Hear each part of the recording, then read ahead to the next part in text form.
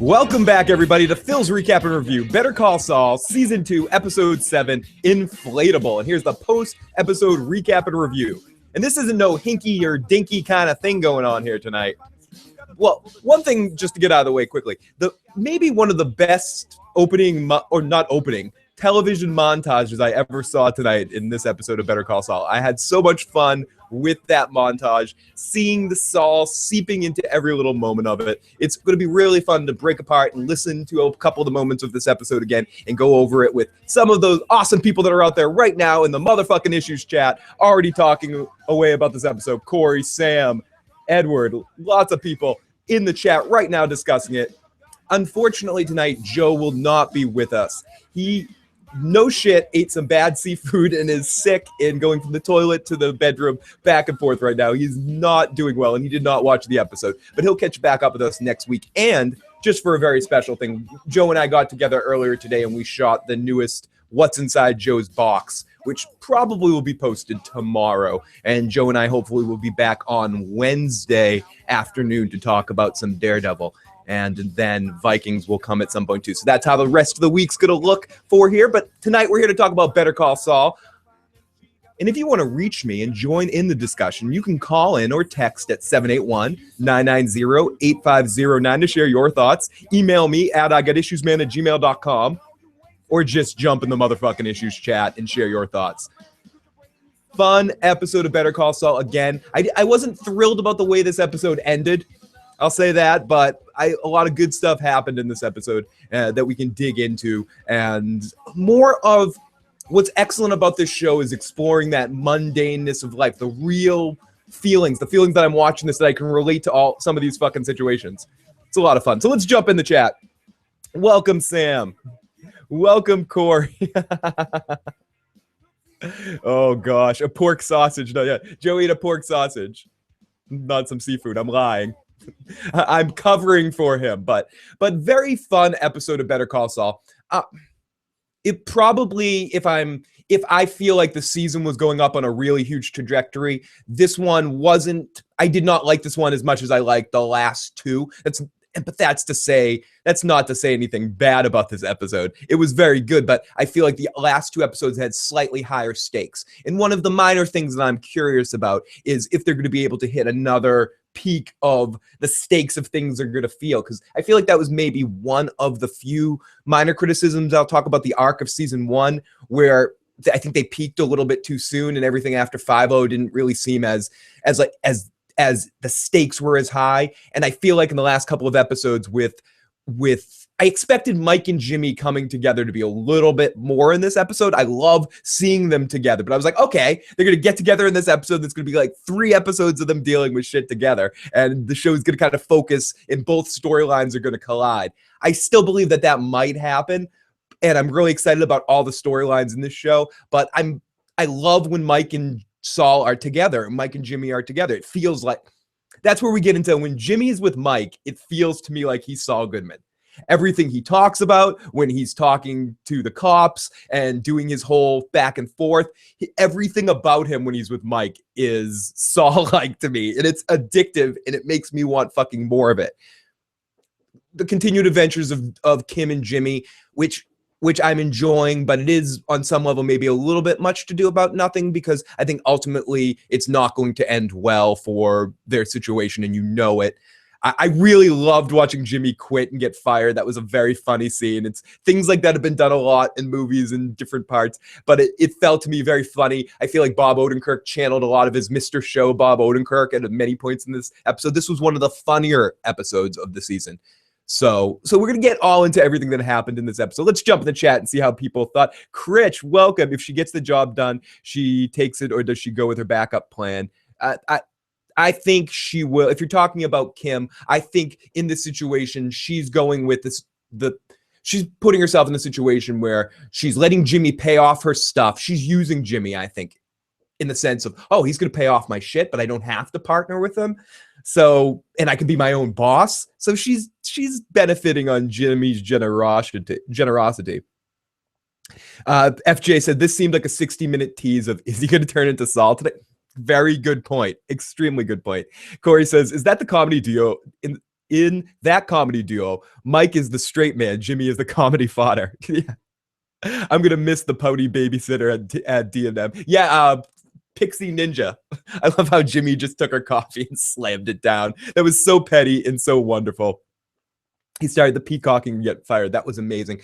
That was one of the most fun scenes I've ever seen in that depicts things like that. A lot of different programs or different movies have done the guy wants to be fired, trying to force the hand, or big waves of people quitting.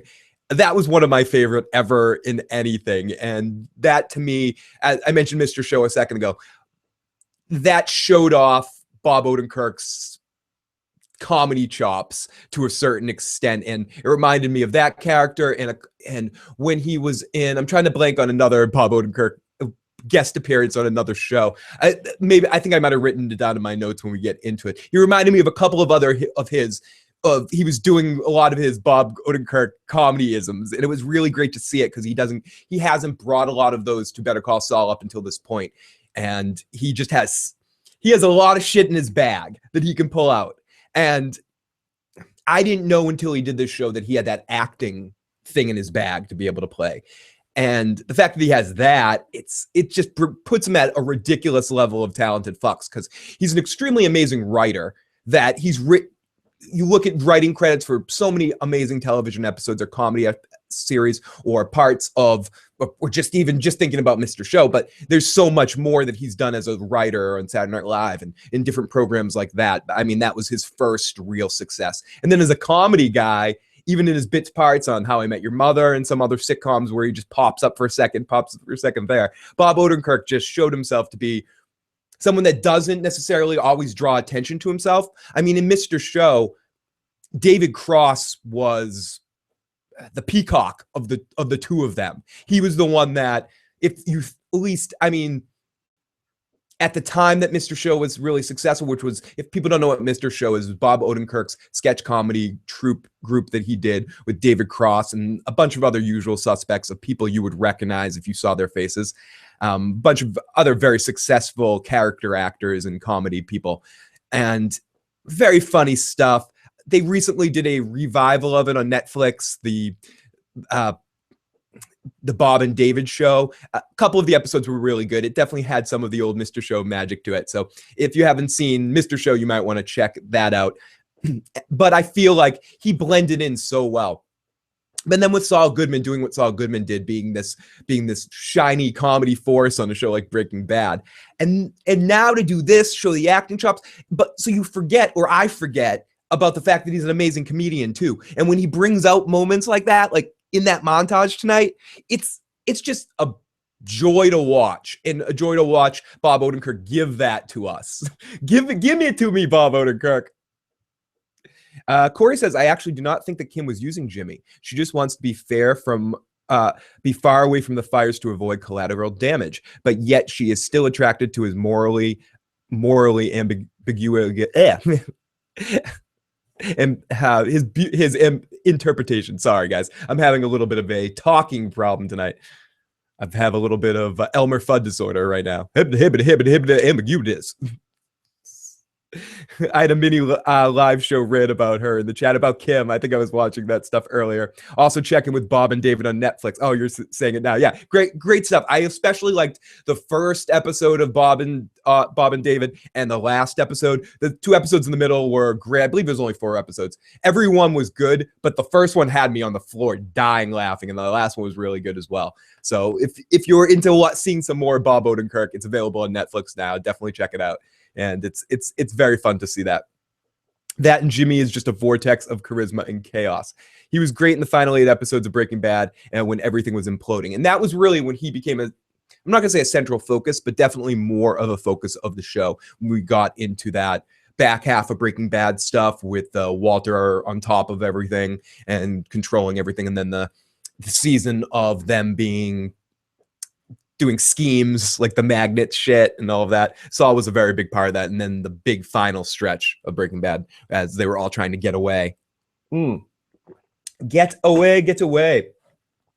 Welcome, KLC. Welcome, all of our friends here in the live chat joining the discussion tonight. It's great to have the motherfucking issues chat with me tonight. Let me say hello to all of you wonderful people.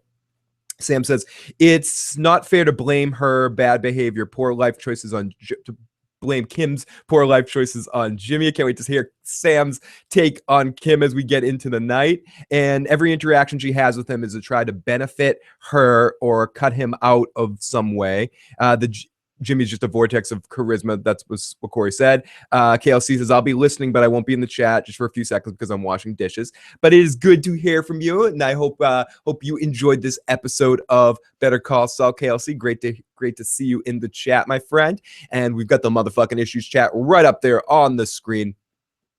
And also started a Discord chat room for between shows if people want to stay connected. Critch suggested it last night. Sam reminded me of it. Lady Squeak kind of helped me set it up. So if anyone wants to check that out, I'll leave that in the description box below, the link to that chat room, so you guys can talk in the live chat in between shows if you would like to. So we set up something like that. So I'll be sharing that later in the evening. So here we go. Corey Mitchell says, speaking of Breaking Bad, Aaron Paul is really stretching for roles. I saw him in a commercial for a Hulu series and I was confused and disoriented after having witnessed that. I did see that as well. I think it might be a Netflix series, but I definitely know what you're saying. So let's start off the recap here. Critch says, Jimmy is her backstop. She takes credit for good things in her life and blames him for the bad stuff.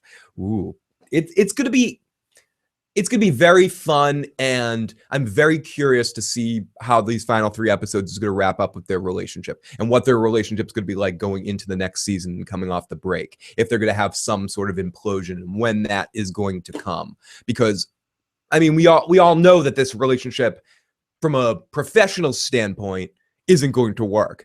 From a personal standpoint, we assume it doesn't work. But as far as we know about Saul's life from Breaking Bad, he could still have been seeing Kim during Breaking Bad. I don't believe a word that we heard come out of Saul's mouth in Breaking Bad, and we never actually see him have enough personal time to really judge if he actually isn't with Kim. He could have some sort of weird arrangement relationship with her. And when he runs away to Cinnabon Saul, the big payoff in the end, part of that, why he's in so much pain, isn't just that he's missing Saul Goodman, missing all of this. He's missing Kim, that he had to run away from her too. And we just didn't know her during that period of time. I personally think that they had a falling out, but we don't know that. That's what's interesting. This is why a prequel can be done good, because it can still have some questions to be asked if you leave stuff up in the air enough in the main thing that you're basing it off of, and you don't have concrete answers to certain questions. So the young Jimmy was great. Isn't this the 4th age we've seen him on the show? It's a bunch of different time periods that we've seen him on the show too, and that's one of the more excellent parts of this episode, is this beginning segment. Corey says, at this point, Kim needs Jimmy much more than Jimmy needs her, albeit the changes based on his outcome in Breaking Bad. Plus, I think, too, in the beginning of the Breaking Bad universe, the better half of the flashback was heartbreaking. Yeah, it really was.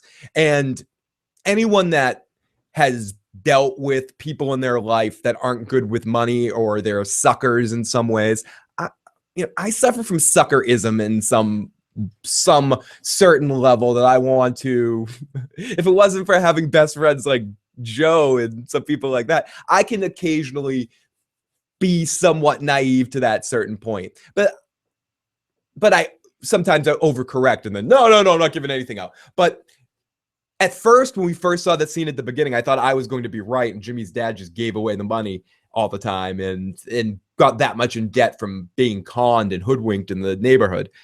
But we obviously see that Jimmy starts stealing in that moment. So let's get into our recap here. We open up on Richard Nixon and an older playboy. This was so fucking funny. At any age, Jimmy's funny. And we see young Jimmy looking at a Playboy magazine, and he's supposed to be sweeping. And then we hear we hear some dude coming in the front door, and he lost his medicine. And Jimmy's dad, he needs Jimmy's dad to help him out. Please help me out. My kid, I dropped my medicine. I can't do anything. I need help with the medicine. And at first I'm like, oh, he's asking for more medicine. Maybe this is on the level. Maybe he's just a good heart-filled guy that helps out people in the neighborhood. And he's really fucked up. And he's going to give him more medicine, and he was losing money. But nope. The guy's just trying to con him out of $5. He's like, I need $5 to fix my tire and get some spark plugs. He's like, I'll give you free spark plugs. I'll help you out, buddy. And he goes, no, $5. And Jimmy gives him a whole, Dad, come, Dad, don't be an idiot. Come here. Come over here, motherfucker. I got to talk to you. Shh. And he says this to him. It's a ripoff, just like that bum from last week. Jimmy. Every grifter in town knows that this is the spot to come for an easy handout. Grifter? Where in the world did you learn that word? Dad, his story's baloney. He probably doesn't even have a son. He's conning you. Jimmy, what if you're wrong? Wait. What if you're wrong? Listen to your son. Your son obviously has a read on this. This has happened to you before. It just happened to you the other time. That's where I don't get it. I'm naive, but I'm not stupid. I'll trust someone to allow them, if someone acts like they should be trustworthy, they give me reason to believe that they're trustworthy, and I accept their trustworthiness, and I get burned, I'm not going to fucking make the same mistake again. That's the difference between being in this situation, being a sucker, wearing that sucker thing, and just being someone that wishes or hopes the best in people. I hope as a person, I'm talking about a bigger stupid shit here, but I hope as a person, I never lose that. I never try to not look at the best in somebody, because that's how you make friends. That's how you get to know all of you awesome fucking people. Like, that's how you do it, by taking chances that some people might be dickheads along the way, and that some people might burn you, and then you need to learn from those mistakes and not let those things happen again, but not trust anybody completely. So I think his dad doesn't walk that fine line. His dad's an idiot because ultimately he's not to go to last night. He's not learning from his fucking mistakes. And Jimmy said, basically, dude, learn from your fucking mistakes here. Give me your $5. Kim is an asshole. I love Sam's hate for Kim. It's so beautiful right now. Welcome back, KLC. Wolf's Guard. Yeah, we're gonna get to that in 1 second. But you know what? Sorry to bother you folks. I'm gonna get out of here. I'm gonna. No. Dad. No bother. Come on, now, here. I want to read what Corey says before it scrolls by. If anyone is familiar with Myers-Briggs, look it up. ESFP. That personality type screams Jimmy. That's $10 for you. And then after it all, his dad is so freaked out about this, or so panicked when the guy does the okay, I'm gonna go game on him, where he does the reverse psychology game, the oldest con trick in the book. The okay, I'm done. The thing that used car salesmen do to you when you're going there. I got someone else that's looking for the car. Oh, well, you can go. If you leave right now, this isn't gonna last on the lot. All that sort of bullshit does that. And Jimmy's dad gives him fucking $10, and then he's gonna give him a free fucking spark plug too.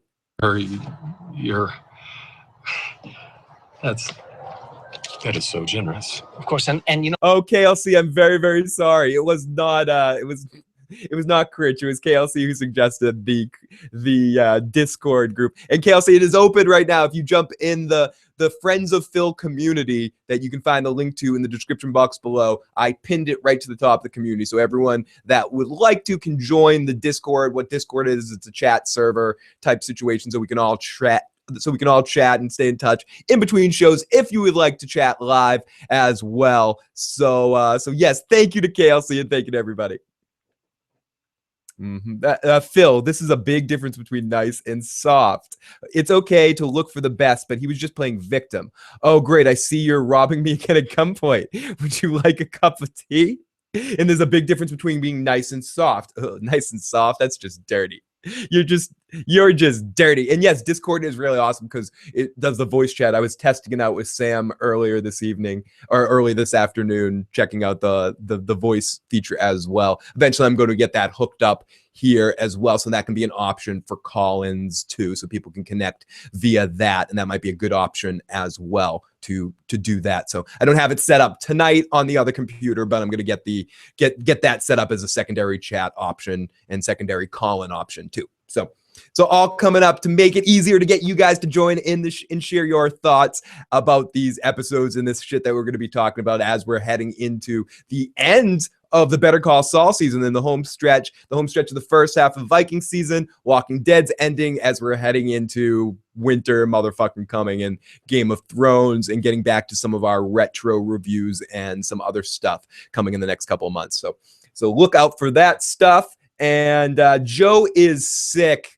Is really sick right now. He ate some he says in the message he sent to me, he goes, I hate to sound cliche, but I really did. I ate some bad seafood. But I mentioned this earlier. Joe and I recorded today. He came over today and we recorded a new Joe What's in Joe's Box that should be out at some point this week. So keep an eye out for that. I'm gonna go back in the stock room. I'm gonna find those spark plugs. Maybe we'll get your car started for you, okay? Come on, Jimmy, just man the till, okay? And I'll just be back in a jiff, okay?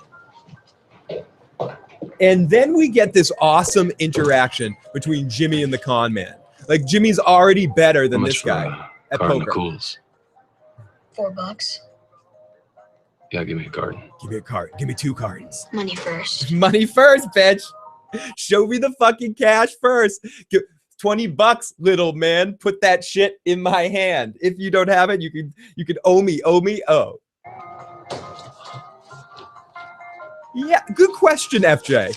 Good fucking question. How the fuck did this guy ever even start or ever even get the money to begin with to start the company? Must have had a parent that no, because didn't Jimmy's dad say, didn't Chuck say that he built his way up through the neighborhood, was a friendly guy, probably just a dude that paid all of his bills all the time, got a loan, whatever. However he did it, it's no question why he went out of business isn't just because of Jimmy pilfering money eventually here. So then we get the secondary scene with the two of them. There are wolves and sheep in this world, kid. Wolves and sheep. Figure out which one. I heard an actual song in there, so I was protecting against copyright infringement right there. So ultimately, Jimmy, he says, they're wolf and sheep, kid. Figure out which one you are. And he walks out of there, and when he comes out with the spark plugs, and he's like, where'd he go? Where'd the guy go? I'm here to help him. How could he have disappeared? I'm actually here to help. Fucking idiot. His dad is the kind of stupid that you don't even feel bad for. Who I feel bad for in this situation is Jimmy. Is Jimmy having to learn important lessons from strange grifters that are fucking desperate for $5. I also wanted to mention when the guy opens up his wallet and you see that he has a lot more money in his wallet to pay for the cigarettes, and Jimmy just gives him a look like, oh my God, you conned my dad out of money. Oh, I'm so disappointed in you, Dad. I'm so disappointed in you. Corey says, I'm guessing Chuck had a lot to do with managing to keep the store from going under for good years. Very good point. Retro Mammoth says, my dad had a very similar story to the prologue. I will tell you about it when the real comments open.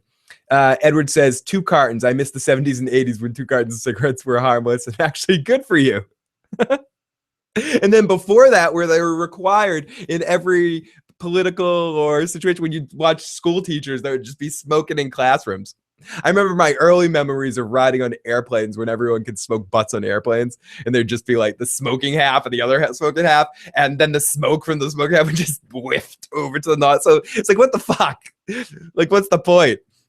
But that's one of those funny memories. And I love how a lot of airplanes are still, most of the airplanes are old enough to still have the airplane, the non-smoking symbols on. They still remind you, oh, no smoking. No shit, no smoking, assholes. You fucking schmuck. So did we? I gotta check. We might have got. Oh, we got a voicemail. How come I'm upset? I did not see the phone ring. If you're still listening, Big J, definitely call back. I had the phone line button turned off, but let's play Big J's message on the air. What's up, Phil? Big fucking Jay here from New York. I'm with you, brother. Pretty good episode, but definitely not as good as Gloves Off and that other one last week. I mean, I'm a fucking square peg too, man. I think you are. That's why we relate to this shit. Dude, you are my brother from another mother. Yeah, I'm gonna try to call back when you're taking calls, brother. Awesome. All right. Cool. We got to add this show, but I'm with you, man. It was a little bit.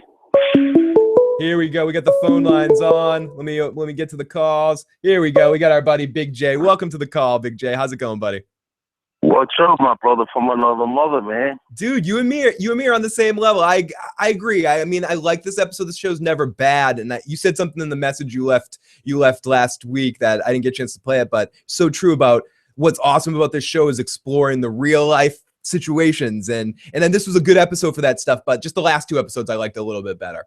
Well, let me tell you something. I've been in every position that Jimmy's in.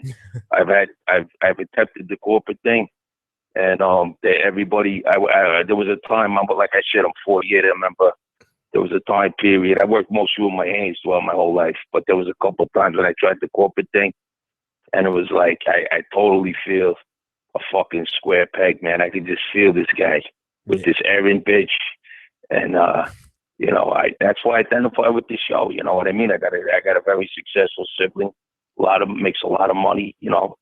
Treats me good, but I totally relate to all of this shit. Phil. Yeah, that's why I love the show, man. Yeah, it is. It's tough because when you put yourself, and I put myself in those situations all my life too, of being someone that's just not, like being forced to play certain sports when I was a kid, or like football, working in a kitchen, or working here, or working in my situation. Obviously, you can tell. Look at me. You put me in those kind of situations. I'm like, dude, what's up? Peace, love. And I'm just a square peg in most. I look, yeah. He goes, what he says, he says, what did I do wrong? What did I do wrong? Yeah. He goes, I'm just a fucking square peg, man. Dude, and a couple of years ago, I tried to get into like real estate and shit when I first graduated college and stuff. And I'm trying to sell, like, hey, you want to buy a house? I can't fucking do that shit. I sound like an asshole, man. I comment on myself why it's going on. I'm like, you're a fake son of a bitch. Yeah, I just can't. I can't help but be, whether I'm an asshole or nice. I can't help but just be me. You know what I mean? I'm trying. I told bro, totally with you, man. You gotta, you know what it's like. You just gotta be fucking you, man. I took a plane one time, and I was like, we were being this buddy, me and this kid were fucking drinking shot after shot, and he's like, you know what? He goes, I'm just who the fuck I am. He just jumped on a plane. I jumped on a plane. We were going somewhere. I was going to meet somebody. He was going to watch a football game. I said, look at us. We're just on the plane getting fucking wrecked right now. He goes, we're just who the fuck we are, man. You can't. People like that, it might kill you. It might put you in jail, but you gotta be. You gotta be you. Who the fuck you are, man. Dude. You just, and that's who Jimmy is, and that's why I love this show. But I'm trying to figure out this mic thing, man. I wanted to tell you last week. I had a little too many red wines last week. Sorry about that. Thanks for texting me though. But the thing with Mike, and I'm trying to think he's too smart. Like, did he set this whole fucking thing up? Did he set this up where, he almost knew that there was gonna be something more at the end of the rainbow? But then I say, no, he threw his hands up in the diner like he got pissed. But I'm saying there's something going on here with him. And I tell you the truth, I thought for a second like his daughter-in-law was gonna get in the car was gonna fucking blow up. But he didn't say the gun was his. There's something going on here, man. It's, and listen, bro. I don't want to take up too much more of your show. No, it's awesome to have you, man. Sorry, Joe. I'm sorry, Joe's pissing out of his ass tonight. I've been there. I'm surprised in Boston. You get the best fucking seafood up there, man. I know. Some bad clam chowder up here, dude. Some fucking. I miss Joe, man. I haven't yet to talk to him, man. I wanted to tell him that underneath those fucking dreads, I think he's fucking Kevin Costner. Dude, Big Kev, you're fucking one awesome. One more thing before I hang up, man. Yeah. I hear you talking about Lebowski all the time. I love that fucking movie. Dude, we're gonna do a watch through of that movie at some point where we play. I got a shirt that says Who the fuck are the Knutsons? The dude abides, man. The dude abides. Yeah. Yo, Phil, that great show, bro. I want to listen to you the rest of the night, get the recap, bro. Have a good talking to you. I'll talk to you next week. Talk to you next week, Big J. Great to hear from you, buddy. And the chat room loves Big J. They say, love the New York accent. What part of New York is the caller from? I think he's from New York City. I am pretty sure he's from New York City proper. Sam says, I don't remember. He brought it up one time he called. Ed says, I'm an accomplished liar and manipulator, but for some reason I can't sell water to a man of fire. I've tried so many times. I'm hungry. FJ says, that's funny. I've also tried to stay with real estate too. What a joke of an age I was. I was horrible. I was so horrible. I would spend, this guy I worked in an office with, we'll call him Dan J, is an excellent agent, just someone that can sell really well. He's a good people person too. He gives a shit about people, but he's like really good at selling. Me, it took me 3 weeks to sell one person a parking spot in Boston, just because I was going over. This person's like, oh, it's my first time in Boston. I'm buying a parking spot. I don't know. And I kept like sitting with them, would talk to them on the phone. Like I just couldn't sell them. I couldn't put the clamps in. I sold one thing in my entire life, and it was to my girlfriend in the place that we lived in for years because she needed a condo. And I'm like, I'll sell you a condo. That was the only thing I sold in like 2 years of real estate. I sucked at it. I was horrible. And just like Big J was saying, like we're talking about Jimmy, I just couldn't work in that world no matter how hard I tried. I call these people, do the phone call thing. I just sound like an asshole. You smell me coming a mile away. Hi, this is some people can do it, some people can't. I can't do this. I envy people that have that talent, that have that ability to sell. My cousin Dave is like that too. He's just an excellent seller. He has that gear. I can't fucking do it. We got a call. KLC, welcome to the show, buddy. KLC. Hey, I just wanted to throw my 2 cents in about this episode, and I liked some of the editing in this episode. Like towards the beginning, I thought that whole montage, the colorful montage, that was really awesome. But after that, the episode was just kind of a slow burn for me. I didn't like it too much, and I don't know. Last week, I was really feeling Better Call Saul, even though I don't think that episode was the best either. But I don't know. This episode's kind of soured me for the season somehow. Ooh. Like, I just don't really know about the season. Just thinking back on it, not really much has happened, and I don't know. I'm going to talk you after this. Do in the next 2 episodes. You're a video editor, aren't you? Because you always.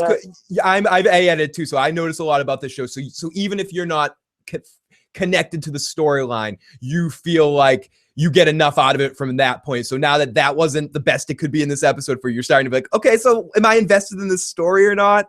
So come back. It's gonna come around, man. It's gonna be a good story. No, I'm sorry, I'm trying to talk you off the ledge, but I definitely see what you're saying. That for direction wise, if our main direction at the end of the season is just Jimmy and Kim's storyline, it's hard to get a certain level of excitement out of that. I get what you're saying. I mean, not even that. I know that Vince Gilligan, he can get me excited over the smallest stuff, but just I feel like nothing much has really happened. I've just looked over some synopsis for the season, and like just looking back, and not much has happened. You know, at the beginning of whatever happened, and then he got the job, and now he's quit the job, and those have kind of been the main key points of the season. I mean, the Mike stuff has been cool, but we haven't gotten that much of that. But just for the Jimmy plot line, not really much has happened, and I can't say that I'm too happy with that so far. Yeah, good point, Kelsey. I'm not glad to hear that you feel that way, but glad to hear your point there. Good stuff, KLC, as always, buddy.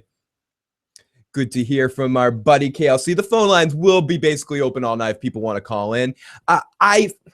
See, it's hard for me. I'm like, no, fuck you. I love this shit. I mean, I personally love it partially because of what we were talking about with Big J. To me, God, I feel like repeat the character study part of it. I really love, but I do agree with you that it doesn't feel like the Jimmy storyline has been the biggest stakes. But I do feel like I relate to it such a great deal. So it's a fine line that I see what you're saying in the Mike stuff feels like you get that feeling about Breaking Bad and stuff. And to go to Big J's questioner's point about Mike and how Mike must be handling the situation. Does Mike have a grander plan? My question is, does he have a grander plan? Or is this Mike before he makes sure he dots all his I's? We're seeing Mike at the beginning of learning how to live this lifestyle. He's been a cop. He always did the right thing in those kind of situations. But he's also being put on tilt a little bit by everything. Maybe not. Maybe this is all part of a Mike plan that's going to pan out by the end of this season, which I wouldn't doubt that either. Where is the Crow and the Dreadlock guy? The Dreadlock guy is sick as a dog tonight. He will be back next week. Sam says, I mean, I kind of disagree with a bit with you on KLC because there's a lot of character development going on this season. And Sam said that better than I did. It took me 20 minutes to speak around. I guess that's how I feel about it. The character development and the aesthetic value of everything carries me through, and the relatability of it all, of it not having to necessarily be it being more of a simple story, I guess, is something that I'm enjoying that feels different to me. But I hear what you're saying also about Vince Gilligan really delivers. So it's a roller coaster ride. Let's talk again about that in 3 weeks, or we'll talk about it again in every week of the next 3 weeks. It's going to be fun to see where this season goes and how it concludes. I have a good feeling about the end half of the season. I think there's another peak coming, and it's going to be Jimmy heavy. I don't know. I feel it. I feel it. Welcome, Brown Sugar. I like the character development, but I feel like they could have interwoven it with more interesting stuff. The cons are always fun to watch.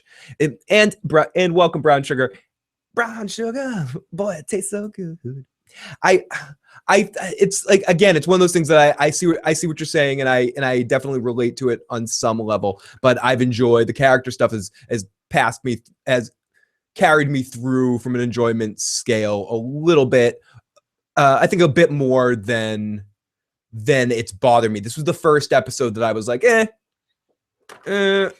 hope the rest of the season isn't like this, is what I thought while watching this particular episode. It was the first episode this season that I feel like wasn't better than the previous one, at least in the last couple. I feel like they were going do, and then just went a little bit like that on this one. But I'm being nitpicky. I'm being a nit, and I'm picking. So then we get into we get our Mike and Saul, which this is where it is. I feel like we need more of this season, and I hope we get more of this in the final 3 episodes. Sorry, you ready? Hey, come on, let's get this over with. Thank you for seeing us. We don't want to take up too much of your time, so I'll get right to it. I regret to inform you that, with the benefit of hindsight, Mr. Ehrmantraut will be amending his original. Good. I want to just jump in. Oh, welcome, Mellow Yellow 420 and a banana, and welcome. Who else jumped in there? I saw someone else jump up in there. Retro. Welcome, Retro. Kale says, I like watching them actually defending clients. I'm not a fan of the office stuff, and that's a fair point for your point of what last season we definitely saw Jimmy dealing with a lot more clients. Hopefully in these final 3 episodes, and as Jimmy now runs his own office again, we'll see more of Jimmy McGill / Saul Goodman, shady attorney, doing shady attorney stuff and showing off this stuff. A tad. A wee bit. He's decided that he can no longer, in good conscience, claim that the gun found at the scene belonged to Tuco Salamanca. So whose gun was it? Who's to say? You know how many guns there are in Albuquerque? Who's to Somewhere say? between the I number love of this. rattlesnakes and grains of sand. So, a lot. Was it your gun, Mr. Ehrmantraut? No, he's not saying that. Can we hear it from Mr. Ehrmantraut? The gun wasn't Salamanca's, that's all I can tell you. You told us it was. You said Salamanca pulled it and pointed it at you. Well, he didn't. Why are you changing your story? You're right. It's Good colorful. citizenship. Look, there was only one set of prints on the gun, Salamanca's. How's that going to happen if it wasn't his? It's not really for my client to say now. It's not. Is Nope. it? He's not a forensics expert. Who knows? Maybe it fell from a passing bird's beak and Mr. Salamanca caught it and tried to throw it away. I mean, It fell from a passing bird. When he goes into this thing again, this is why I'm selfish, and as I love every part of this. But when he finally finds this is the joy, and again, I think why they're showing us Jimmy going through all these hoops and having to try to just bang himself into that spot. It's so when we see him in these moments, it's just sheer joy. I just get so much joy hearing Jimmy doing his Saul Goodman shit. Possibilities are endless. Has Salamanca threatened you, Mr. Ermintrout? Hey, We want to put this guy away for years. The gun makes all the difference. You know that. You're going to let this person victimize you twice? forget about the gun, all right? The gun was not Salamanca's. If you try to introduce it... Good question, Retro. What did that light switch do? Has Davison Maine been filled with gasoline the whole time? Are we going to get a Joker like blow up where Saul Goodman goes like the Joker walking away from in The Dark Knight, walking away from the hospital? Evidence, Mr. Ermintrout will make himself available to the defense, and he will set the record straight, categorically and unequivocally. Did he threaten you or pay you off? Whoa! Okay, that's it. We're done. We're done. We're done. We're fucking done here. We're out of here. I love this scene. I like this scene, but I felt like there was no payoff for it. I feel like I guess that's my problem with the season so far. I feel like the payoff for me was seeing Mike's interaction with him after the fact and being kind of pissed off about it. But I see what you're saying. There should be a further development of the scene. I'm guessing that's the peak that we're going to get to in some level. We're going to come back to these cops. We're going to come back to this scene again a couple of times before the end of the season with Saul and Mike dealing with this gun charge and dealing with the Salamancas. To me, it's hard to imagine that they're not going to bring them back by the end of the season for a big something, for Mike doing a big turnaround. This is to go to what Big J was saying, that Mike's playing some game. I feel that too. I really do feel that there's something else going on here that as Michael Corleone said, our true enemy is not yet been shown to us. I just quoted Godfather 3. It's horrible. Or I quoted Marlon Brando in Godfather 1. But let's say that instead. But so Marlon Brando is saying, your true enemy has not yet disclosed themselves, or whatever the line is. So I feel like maybe there's going to be more payoff for this later. But so I'm holding that out for I'm holding my matzo ball over my head for that one right there. I think Mike is using the Christmas layaway plan for the payoff. Yeah, and get back to him in Breaking Bad. No payoff. I guess that's my problem this season. No payoff, but that can change quickly. Yeah, then that's kind of exactly what I was saying. There might be a big change there. And Alexia says Mike is going to ask Salamanca for a job. Ooh, that could be that. Whatever is going to, and I mean this not because I want to see it, but because we know where it ends up. Whatever is going to lead Mike closer to Gus, and that, I guess, is the way to get into Gus's world, because we know that's endgame for Mike. I love you, Phil, but you're definitely not a Corleone. Yes, no, I'm half. I couldn't really be a member of the family. I'm only half Italian. Do. Okay, so yeah, Saul is just at his best. He's just at his fucking best. Anna says, my prediction is that Mike will find a problem in the Salamanca organization and bring it up to the uncle, equals a new job. Will he sell out Nacho? I don't know. I don't think he'll sell out Nacho because of the code, but I do think you're right about that, Anna, that he's going to find some loophole and become useful, because to pay for this house and everything he has to deal with in this episode, he's going to need a lot more money.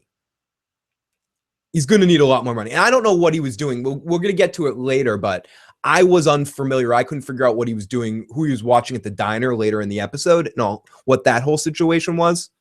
A couple people, if anybody is curious, or if I just completely missed something in that moment, please let me know in the chat. I would love to hear what people thought about that at the end. Someone says we need Big J to do the Corleone voice.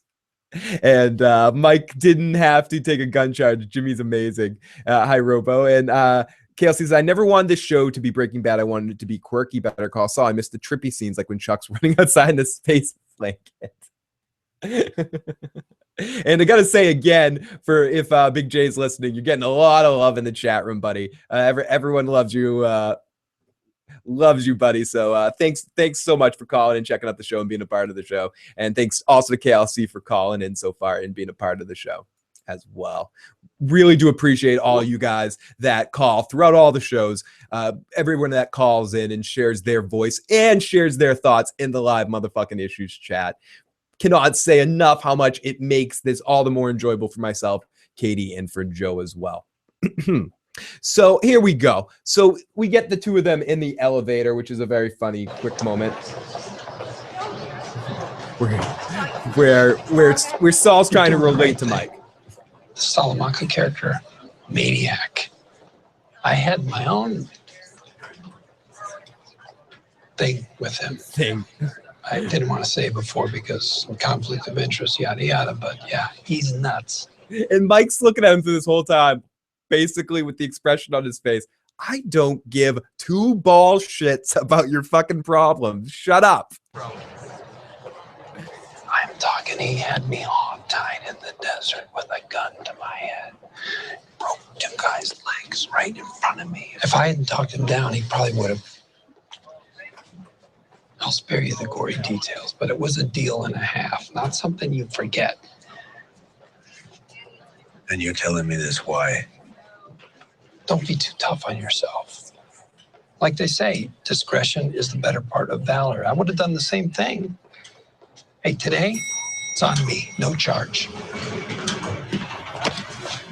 Anna says, you didn't miss anything, Phil, but I had no idea who he was stalking, but it didn't seem like a hit. I like the reveal of the asshole Chuck, but I still haven't done much with it, says KLC. Just saw the Menocrat just on the Encore. Retro says the D&M story was going nowhere because it was supposed to, then showing up how unhappy he was in the job. Now he's moved. In the episode, we got to see the closest jump from Jimmy to Saul we did. I missed the skateboarder, says Melio. And yes, I agree with that, Retro. This was our biggest jump to Saul Goodman that we've had in an episode. Seeing him with the suits, seeing that he's going to record a commercial with the TV team. This was in all definition. I know sometimes people hate the term, but this was a very much moving along the plot episode. Everything that happened in this episode could have happened as part of another episode. And so I feel some people maybe's not feeling this episode as much as some of the ones in the rest of the season, because this was the only one that felt like, again, all these scenes seemed necessary, but they were just continuations to other things and moving the plot along in that way. The Chuck story really hasn't been relevant for a few episodes now, says FJ. And Chuck was such an amazing part of the season. Since our Chuck-centric flashback episode, we haven't got as much Chuck development as I've wanted to. I feel like that's a big end game for the series, so they're trying to save this Chuck stuff for big end of season type things to happen. So I feel like we're going to get into some sort of peak of Chuck arc in these last 3 episodes is what I'm hoping for. No, you're not being negative. I mean, you're not saying the show is shit. You hate the show. You're sharing your grievances. If like I said, we could co-call the show sharing your grievances. And this also isn't, the show is created amazing. It's put together wonderful. The acting is great. I've done nothing but praise these scenes. But to make it so it's a show we can't criticize. If you have some criticism about it, it's legit. You're not saying, yeah, I don't know, you're being very legitimate with your criticisms and your gripes. I don't think you're completely out of line with what you're saying.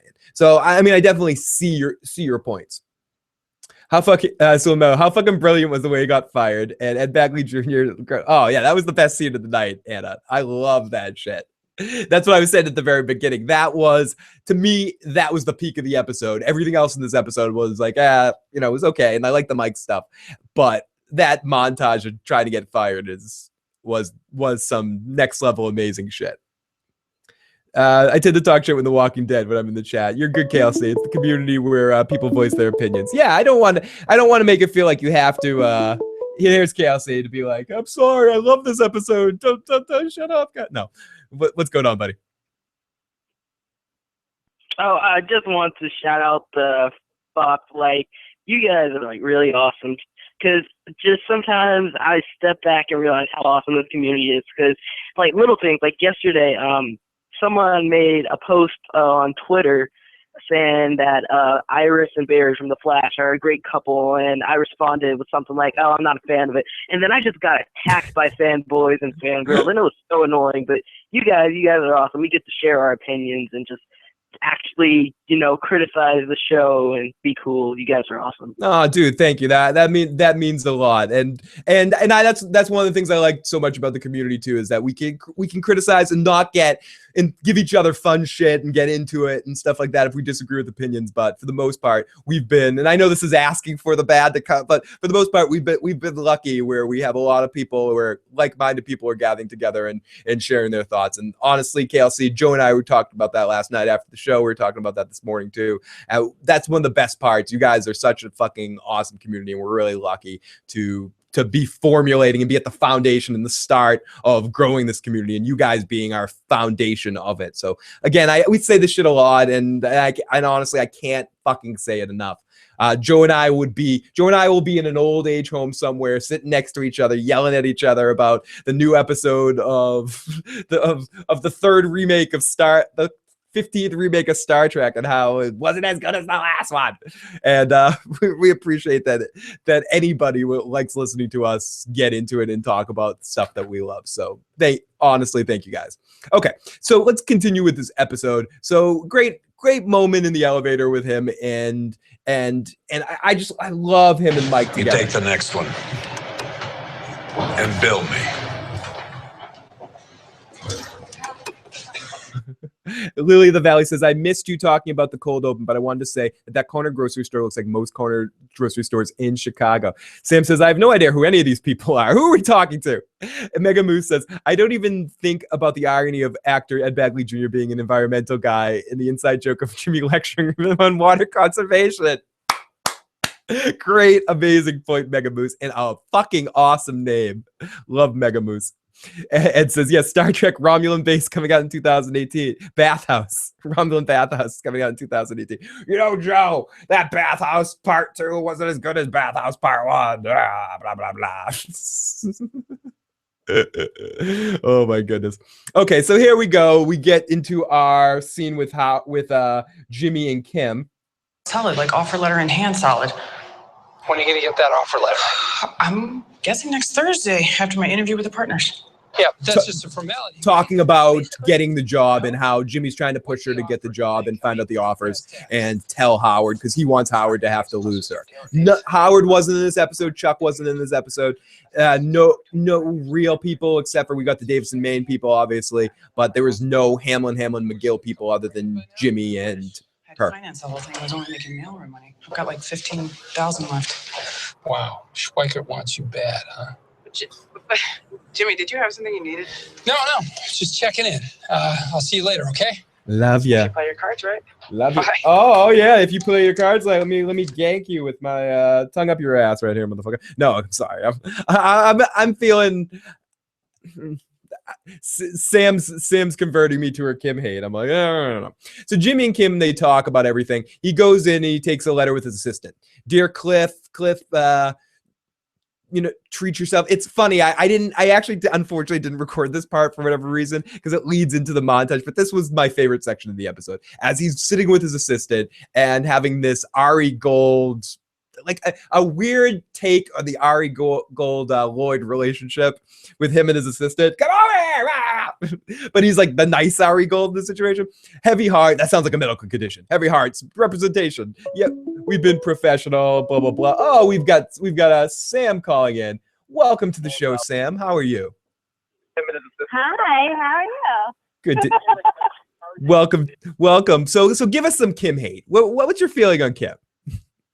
Okay, I just wanted to clarify my hatred for Kim because, like going through law school, I dealt with like very similar personalities to Kim and how like people are just there to like kind of use you for what you have, and then like when they find a better offer, they just run away to the next best thing. So that's kind of where my issues with Kim come from. So I don't want to convert you to hate Kim. If you like Kim, then feel free to like her. No, because I've had interactions with people like that in my life too. So I'm getting some of the similar flashbacks where every time I think she charms me into her thing, and I'm like, oh, she's okay, she's doing it because she cares about Jimmy, and then something else comes. I'm like, wait a second, everything is self-serving on some level, and it could be in me too. I'm not saying it could be that Kim. That's why I said Jimmy could still be with Kim as far as I know. I don't know. But what? No, honestly, I mean, I think her ripping up the card at the very end of the episode and like her telling him no is just like the thing that's going to spiral him into full out Saul, which is why I'm so excited for next episode. Yeah, good point. I hope that that's the direction we head in. Absolutely. Thank you so much for the call, Kim. I just called you Kim. It's Sam. Do you know what you just pulled a Kim? I just pulled a Kim, yeah, because I was looking at her name in the notes and I'm thinking about Kim while talking to Sam. What the fuck is wrong with me? I'm such an asshole. This is the Phil asshole. Good. Have a good. See you later in the chat, Hamlin. Oh, evil. Oh, and Sam gets me back right there. She gives me a straight up right there. Motherfucking. Shut the fuck up, Pete. Oh, and Phil will shut the fuck up. Oh, we got Big J calling back. Welcome back to the show, Big J. How's it going, buddy? What's up, pal? I don't like to be selfish, but I said if KLC, what's the name? KCL? KLC? KLC. So, yeah, if he could double dip, then I guess Big J could double dip a little bit. So I said, no, because I'm listening to you, and I think you're coming to me. Well, first of all, I'm from Staten Island. I was born in the Bronx. I hate the Yankees. I'm a Mets fan. Mets fan? Okay. But I've been living in Staten Island for like over 30 years. So, yeah, that's where I'm from. Because I tell the people in the chat room I appreciate them too. I didn't know you're the celebrity, not me. Oh no. You're awesome. It's great to have you on the show, buddy. But no, you know what I was thinking. I wanted to say first off, I hate what people are saying, but this is not Breaking Bad. This is not Breaking Bad. This is when I was younger. I loved all the action, and I still do. But that shit you could see anywhere. This is just pure. I've never seen such good acting. This is like art, man. Like I could tell Phil, like you love art, man. Yeah. Like I might sound like I'm a street guy, whatever it is, but I love art. Like to me, watching acting like this, it's like what, even though Big Lebowski was a crazy movie, that was art, you know? Like it's like going to you mentioned The Leftovers, you mentioned 6 Feet Under. Yeah. Shows like that. It's like that. It's just fucking awesome acting, man. And to see it on a television show, not even a movie. And I get what people are saying. It is a slow burn, man. It is. But you know, they're trying to drag it out. I mean, it's a fucking show. They got to drag it out a little bit. And I got a little frustrated. So I'm like, come on already, get to the fucking, you know. But I'm enjoying. It's like they're doing this shit to us on purpose. Like you're like me, so like you can't wait till next week. You're hanging on the edge of your seat. Yep. And one last thing before I hang up. I think why Mike was getting pissed off at Jimmy was because he's such a fucking tough guy that he couldn't.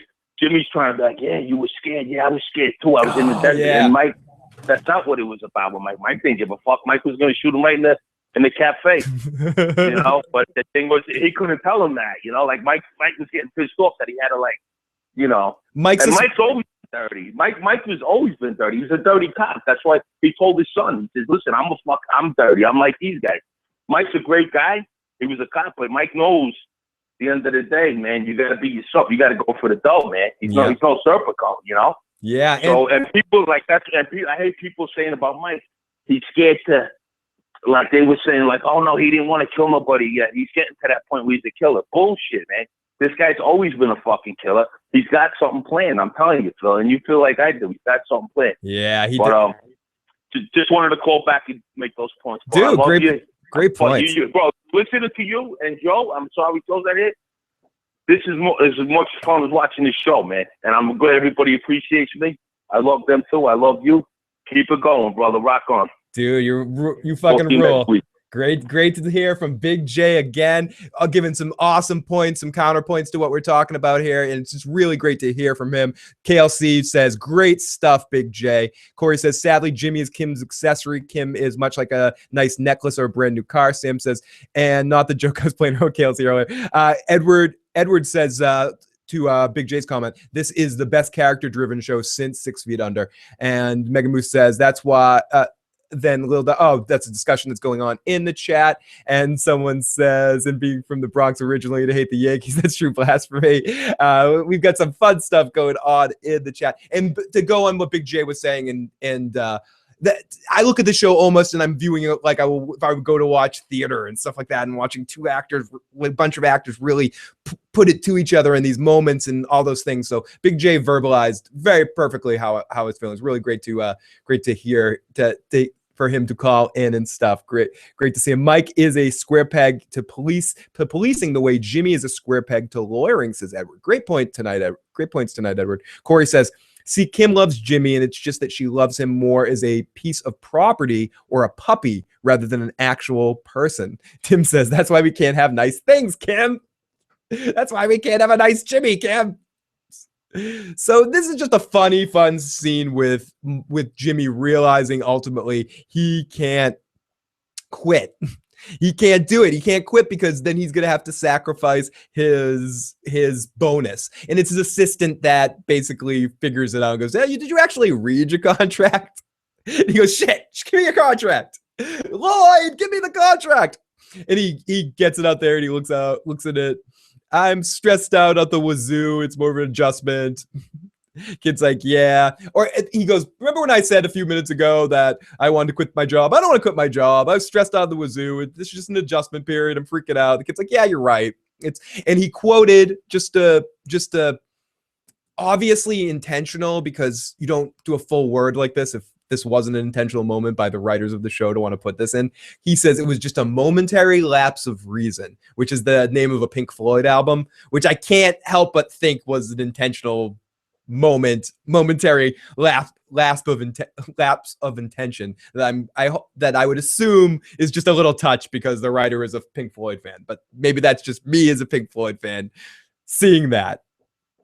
Edward says the series will end with Kim finding Jimmy and getting him to partner up in their own Cinnabon roles.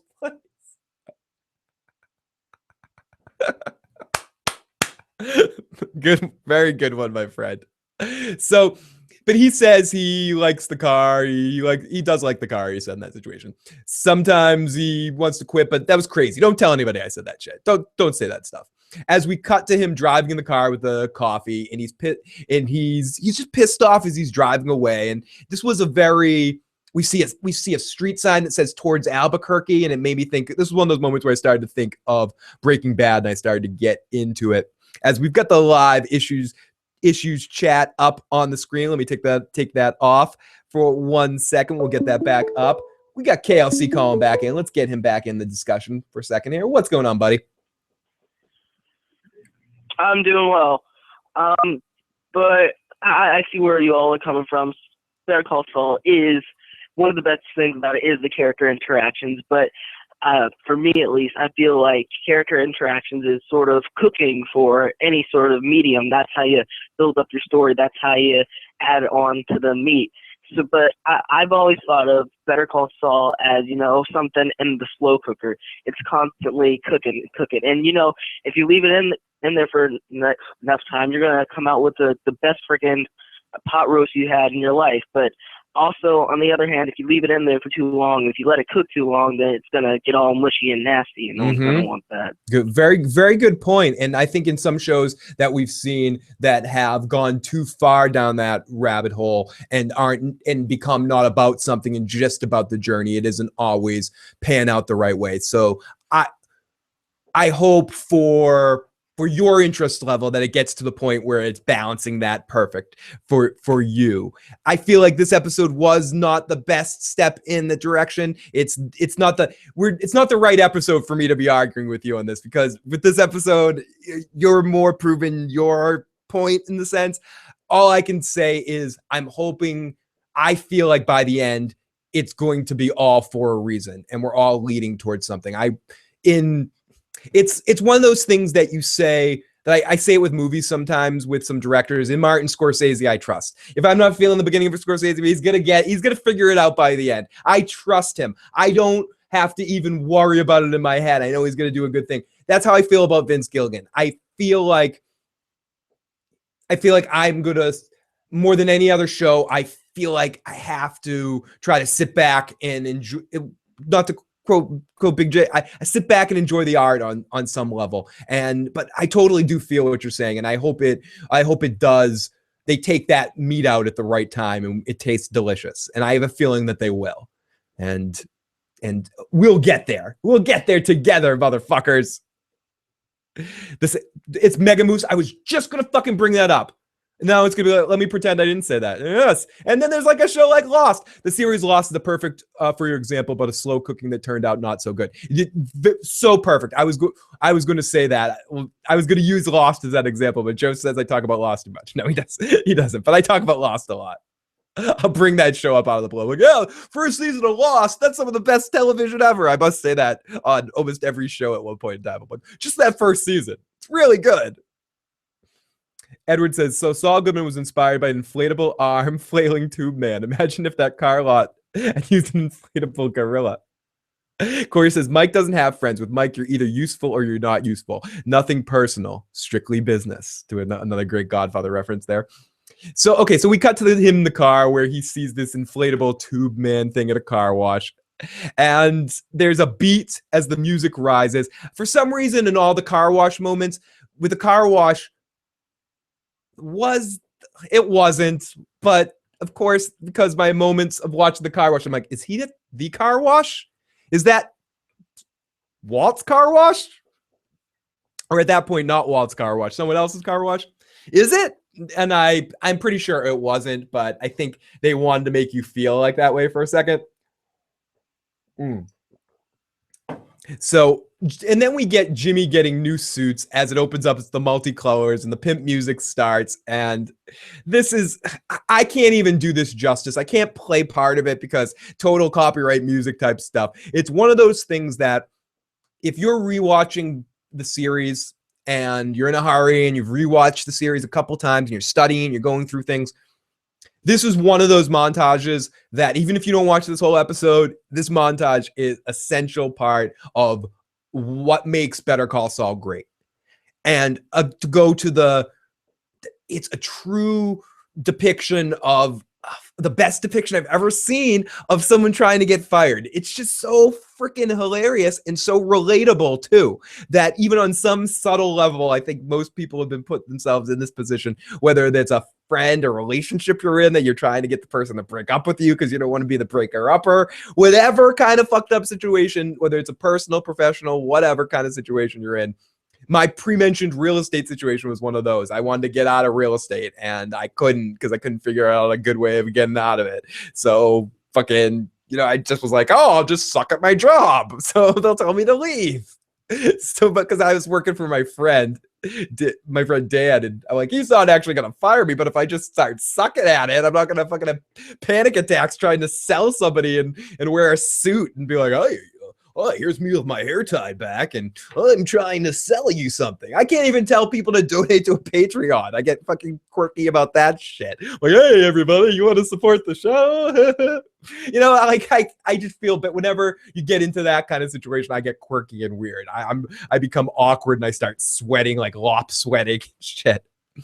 But I've related to the situation so well of Jimmy going through the suits. We get to see really Saul Goodman coming out as he's making juice.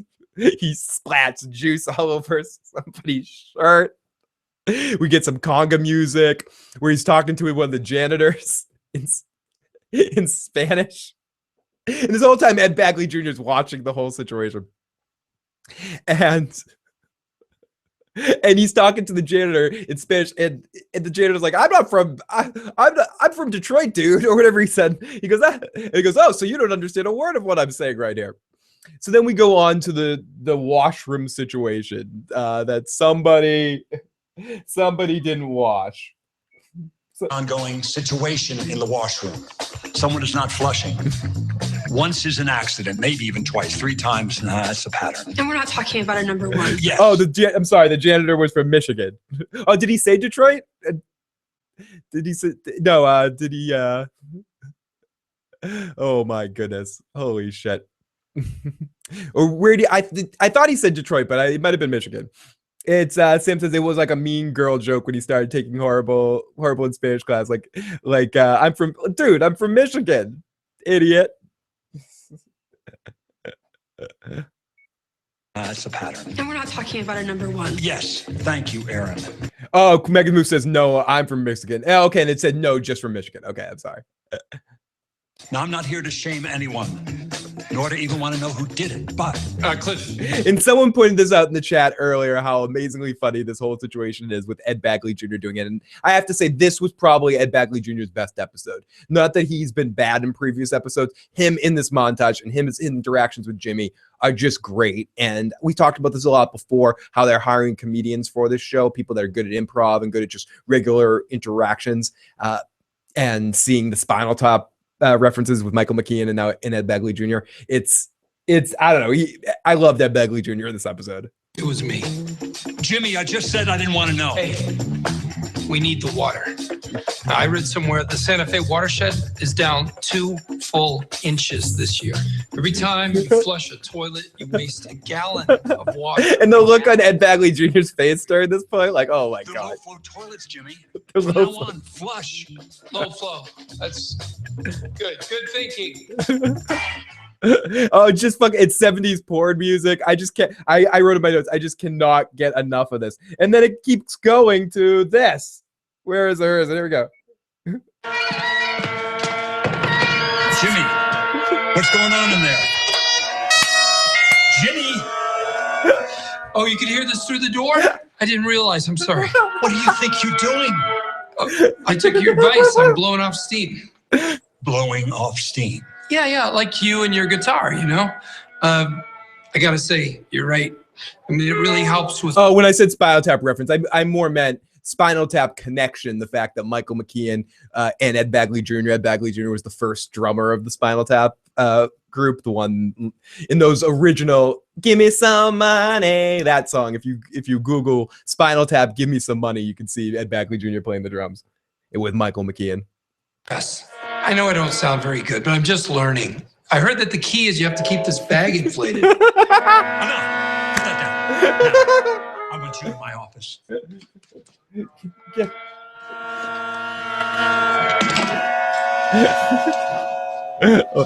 Mega Moose says, I wish I could have done this in a few jobs. You win. You win. It's over. Where do I win? You're fired. What? Cliff, if this is about the bag... It's not about the bagpipes. Well, of course it's the bagpipes. It's the bagpipes and it's the not flushing and this optical migraine you call a business suit. It's about... It's about you keeping your bonus. That's what this is about. Been brushing up in your contract? Well, haven't you? You want out of here, clearly. But you can't just up and quit and expect to keep your bonus. And if I fire you for cause, like I should have done for the TV commercial, again, no bonus. However, if I fire you not for cause, but for being an all-around jackass. Just a great scene. I'm going to play the rest of the scene because it's definitely worth listening to again. And it's two great comedy actors working extremely well together. This beginning to end, this montage leading into this and having this conclusion, to me, this carried through my enjoyment for enough for a week from Better Call Saul. And I agree that it was a very much spinning its wheels episode. I think that's the best way. Slow burn, because the whole series is a slow burn, but this episode it spun its wheels a little bit. But this was but we did move the plot along to the point now Davison Maine is out of the way. So we can say at least that we're one step closer to where we want the series to go, with him becoming Saul and starting his Saul Goodman practice and getting the suits and leaving Davison Maine and probably being out of corporate law forever, because he learned that lesson. If he's not going to accept that job, he's done with corporate law forever. We at least can hope. Yeah. Hooray for you. If you think there's been some malfeasance here... Oh, save it. I could fight you on this, but you're not worth my time. Rather just have you gone. I'm sorry you feel that way. I'll just pack up. First, do me the favor of not treating me like a fool. For a couple of great questions in the chat. Corey, great point that you're making there to KLC in the chat. FJ says, why do sick bagpipes sound so funny? They remind me of, for me, they sound so funny because they remind me of Roddy Piper in my old wrestling fan days when you come out with the bagpipes and shit. But that, to me, it's one of the fun. That in... when Weird Al isn't playing, when anyone else is playing what's that? I'm blanking on that instrument name. The accordion. The accordion and the bagpipes are the two funniest instruments. Tell me, how exactly did I mistreat you? What did I do to deserve this kind of behavior? We gave you opportunities, encouraged you to excel. We got you a car, an apartment. Hell, that Coco Bolo desk. Do you see a desk like that in here? You never gave this a chance. Why? So, great performance by Ed Bagley Jr. or Spinal Tap wiki entry. Thank you, Mega Moose. John Stumpy Peeps. 1964 to 1964 to 1966. Portrayed by Ed Bagley Jr. Give me some money. Died in a bizarre gardening accident that the authorities said was best left unsolved. I tried to make it work. Really, I did. I'm just a square peg. Straight up If you knew tells that, why did you take the job? He should just said fur girl. I'm sorry. How much was the desk? $7,000. Ooh. I'll write you a check. Fine, for whatever good that does. Take your desk and get out. But I thought you were a really nice guy. Hey, Cliff, for what it's worth, I think you're a good guy. For what it's worth, I think you're an asshole. Yes. Ed Bagley Jr. coming to play with the fucking dialogue. Way to go. So it says when I hear when I hear bagpipes, I assume a dead Vulcan is being shot into space. Scotty. Or Scotty's carrying a dead boy up to the bridge of the ship. Captain, I was going to bring him to the morgue, but I decided to bring him to the bridge instead. Granted, the doctor's hanging out on the bridge.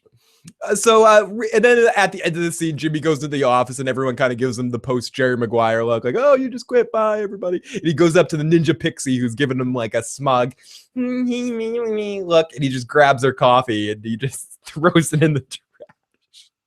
It was a very much a Scarface. Fuck you, fuck you, fuck you, fuck you. You're cool. Fuck you, fuck you, fuck you, fuck you, fuck you, fuck you, fuck you. Oh my goodness. I've had some fun job quits, but that was an exceptionally fun one. Way to go, Jimmy. The highlight of the episode, had me in tears laughing while I was watching it. And then again, trying to talk about it. Really fun stuff. True love. Chat, as always, is cracking me the fuck up. You guys, thank you so much for making this a very fun evening for me tonight. As we're talking about, let's get into the home stretch of this episode. We get Kim trying to write a resignation note, put it into words, duty. She changes the word in the note to duty for some reason. Jimmy is there, and we get just quick reference. Oh, is Howard going to be in this episode? No, Howard's not going to be in this episode. Meet me in the conference room for 10 minutes so we can talk. Okay. Schweikert and Coakley will pay your debt to HHM and make you a partner in 2 years, correct? Apparently. That's the deal, yes. Why? Would you entertain a better offer? Yeah, half-baked reference, because that up until now is probably one of my favorite quit scenes, too. I was going to say that earlier, too. That if I had to compare it to almost any scene, I'd compare it a little bit to the Scarface quitting. And it was for a completely different reason, but it was one of my favorite moments like that. There's also a moment in How I Met Your Mother where some guy wants to piss on the conference table and quit his job and he can't do it. He like goes to piss and he can't get started. So they start pouring a cup of water. Like, can I help you? Do you need to get started? He sat there for 20 minutes. Then he just left. From whom? HHM? From me. I'll make you partner tomorrow. So he basically, just to kind of yada this a little bit, he wants to start a business with her. He made a business card, Wexel and McGill, I'll pay your debt. We can be each other's own bosses. We can just jump into it. Let's do that. If you go to Schweitzer, it's just a lateral move. You're just basically going to another Howard. Just do it. Come on, come with me. And she goes, if we're going to do this, what kind of lawyer are you going to be? You're going to need to play it straight, or are you going to be colorful? And he at first says, I'm going to play it straight. No. This is, again, one of those moments that I actually really like on the show as an element of what's going on in the Jimmy and the Kim stuff. And the Jimmy struggle with, again, to go to what we were talking about earlier, his basic innate struggle with dealing with what the world needs him to be, but between what he wants to be. We live in this world where everybody tells you have to be this, you have to do this, you can't do this, you can't do that, live life a certain way, a certain balance. you got to do what's best for you ultimately when it comes down to it, and what's not going to make you want to fucking go insane and lose your mind having to do something. And I mean, I know it's a fine line because people need to eat and everything like that, but when it really comes down to it, you need to find a way to help yourself eat while you can still be fucking sane. And some people will struggle and deal with not eating just to do what they have to do. And Jimmy's one of those people. He is so, the events that he's gone through in his life, or how he was developed, or just the magic mix of mutagen ninja turtle power and his dad's stuff that came together inside his mom, and the stork delivered a special Jimmy. Whatever the fuck created this person that's just one of these people that has to live his way, that he'll sacrifice, he'd rather be himself living in the back of a nail salon than be someone he cannot possibly be. Some people have more of an element to be able to find a happy balance. What they want to be is secure and have that security. And that's just as valid as someone that wants to be a beatnik artist living in the middle of the woods, smoking pounds of hashish every day and being a beat poet and stuff. Me love woman, whoa, man. Sorry, I'm going to go to sleep tonight on my gigantic pillow head. But ultimately, Jimmy's just one of those people that can't deal with it. And I love how in this moment he breaks down and he goes, I can't bullshit anymore. I can't do it. He goes, every time I go for somebody else, every time I do something not for me, I fuck it the fuck up. And I don't want to be a fuck up. No, if you're asking me if I'm going to be colorful, then you bet your damn ass I'm going to be colorful. You haven't seen color till you've seen fucking Saul Goodman, what I'm about to bring out here, motherfucker. Wait till you see our commercial. So I really did love this scene, and I loved this. I loved the Saul coming out. This is, he cannot contain it anymore. It's pushing out. He's birthing it. Sorry, it's just making me think of Ace Ventura 2. Like when he climbs out the bull's ass, he's being birthed. Saul Goodman is being birthed. So right on, Kevin Spacey quit. How come you hate the film? Oh, are we talking about American Beauty? I like American Beauty. Most epic job quit ever, Kevin Spacey in American Beauty, although I've grown to hate that movie over time. Oh, someone's saying it above. I think I love that movie when it came out at the time. I don't think it's aged very well. Some of the effects in it and some of the things, some of the performances, for some reason, it's one of those movies that I liked when it came out, but the more times I watched it, the less I enjoyed it. But I still think the performances in American Beauty are all individually excellent, and it's a good movie. It's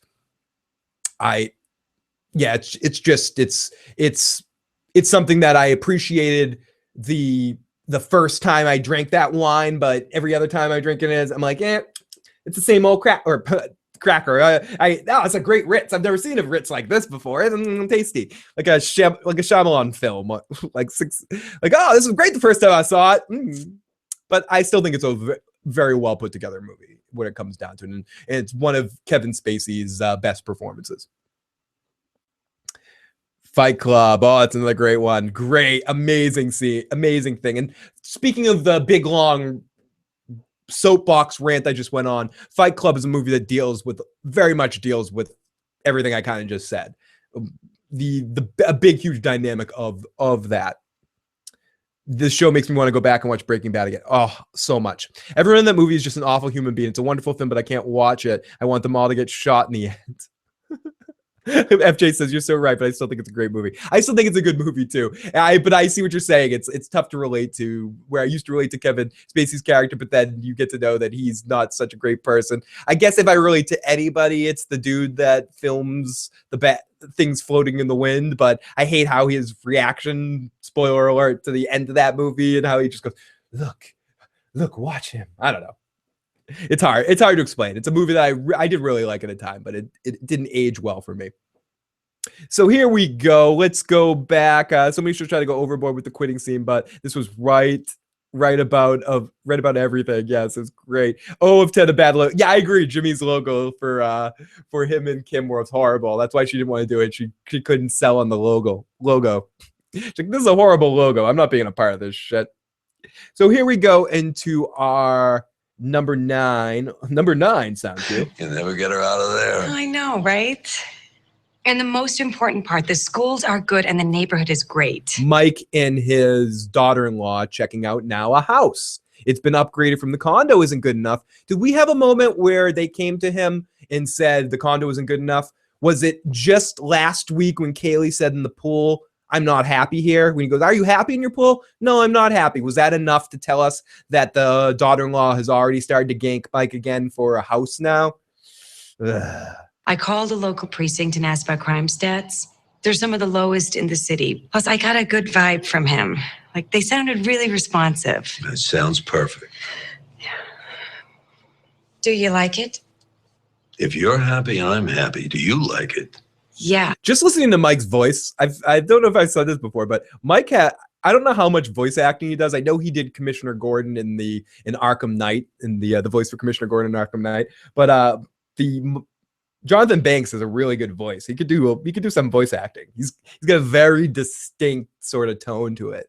And although that is kind of weird that the Commissioner Gordon in Arkham Knight looks more like Bryan Cranston sounding like Mike. So it's a little off-putting at times, but Mike has a really, really good voice. I do. But what?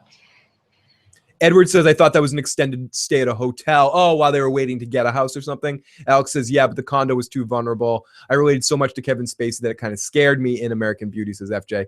She totally played Mike, but I think he knows and he just doesn't care. a lot of money.